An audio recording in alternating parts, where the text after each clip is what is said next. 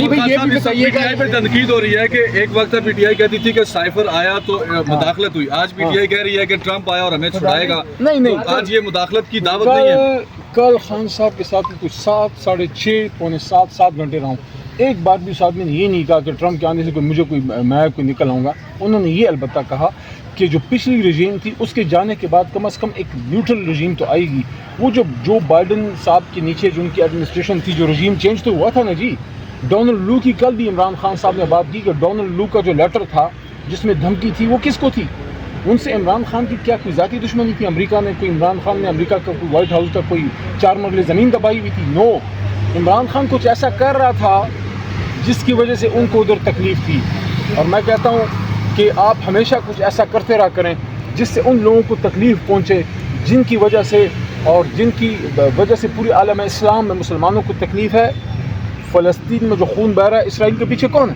تو اگر یہ صورتحال بہتر ہوتی ہے اور ایک نیوٹرل ایڈمنسٹریشن آتی ہے جس کی عمران خان صاحب سے یا تحریک انصاف سے مخاصمت نہ ہو، تو کم از کم ایک ہوپ ہے کہ دونوں ملکوں کے بیچ میں تعلقات بہتر ہوں گے. باقی یہ میں بتا دوں، عمران خان کو یا علی کو یا ہم سب کو بطور مسلمان، بطور پاکستانی، ہم کہیں نہیں دیکھتے، ہم اوپر دیکھتے ہیں رب ذوالجلال کی طرف.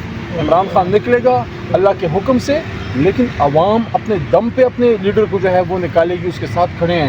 ہم کسی اور کی طرف نہیں دیکھتے. ہاں، تعلقات ہم چاہتے ہیں کہ ان ممالک کے ساتھ ہمارا دوستانہ تعلقات ہو، لیکن دوستانہ تعلق میں پھر ہاتھ اس طرح آگے جانا چاہیے نا.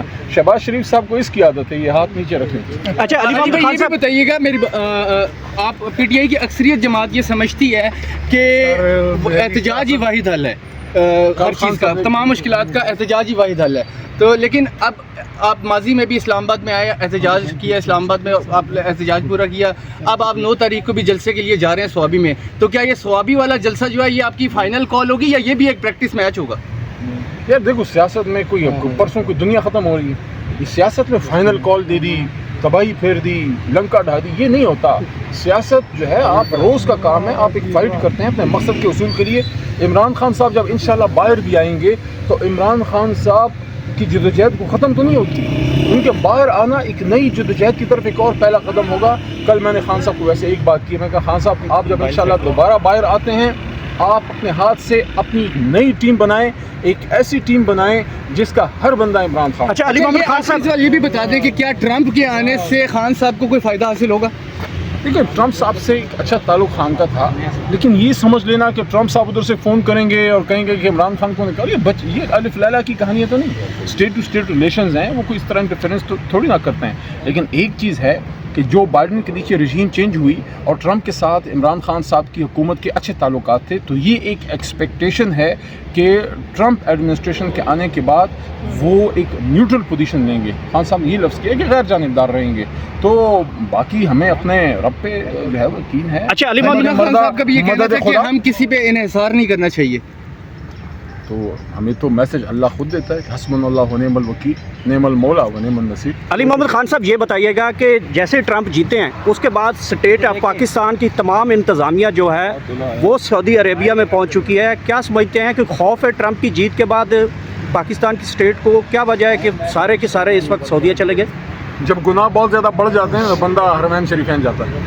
القادر ادھر جو ٹرائل چل رہا تھا، میں نے خان صاحب کو کہا کہ یہ شاید دنیا کا پہلا کیس ہے جس میں ایک وزیر اعظم کو اس بات پہ سزا دینے کی کوشش کی جا رہی ہے کہ آپ نے اپنے ملک کے جن لوگوں کے آپ نے ووٹ لیے ہیں ان کے بچوں کو مفت تعلیم کیوں پڑھا رہے ہیں، اس پہ سزا ہے. یعنی کہ عمران خان کو کیا گین ہے؟